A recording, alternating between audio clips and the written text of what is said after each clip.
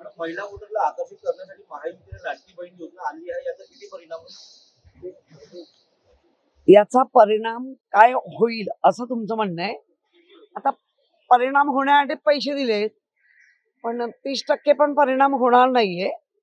कारण प्रत्येकीच्या घरामध्ये, त्या लाडल्या बहिणीच्या घरात एक शिकलेले मुलं आहेत, शिकलेल्या सुना आहेत, शिकलेल्या मुली आहेत, स्वतः ती शिकलेली आहे, नवरा आहे. हे सगळे शिकून घरात आहेत आणि उपरे येऊन पैसे मिळत आहेत. तर आमच्या महाराष्ट्राच्या महिला स्वाभिमानी आहेत, त्यांना असे उपरे पैसे नको आहेत. त्यांना काम द्या, हाताला काम द्या, त्यांना उद्योग द्या, त्याच्यातून मिळणारे पैसे नक्की त्यांना आवडत आहेत. राज्यातल्या महिला मुख्यमंत्री झाली पाहिजे का?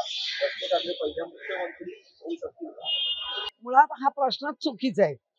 रश्मी ठाकरेंनी कधीही राजकारणात इंटरेस्ट घेतलेले नाही. ते त्यांच्या पतीच्या सोबत असतात, याचा अर्थ ते राजकारणात आहे असं होत नाही. त्यामुळे महिला मुख्यमंत्री व्हायला पाहिजे, पण कारण नसताना रश्मी वहिनीचं नाव असता कामा नये.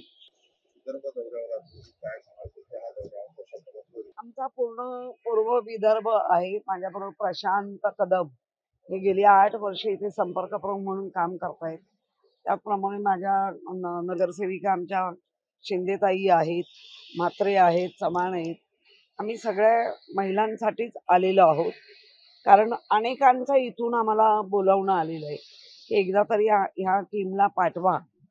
आम्ही आलेले, आम्हाला श्री संवाद, एका स्त्रीची काय भावना असू शकते आणि 1500 रुपयामध्ये किती स्त्रिया खुश आहेत हेही आम्हाला जरा बघायचं.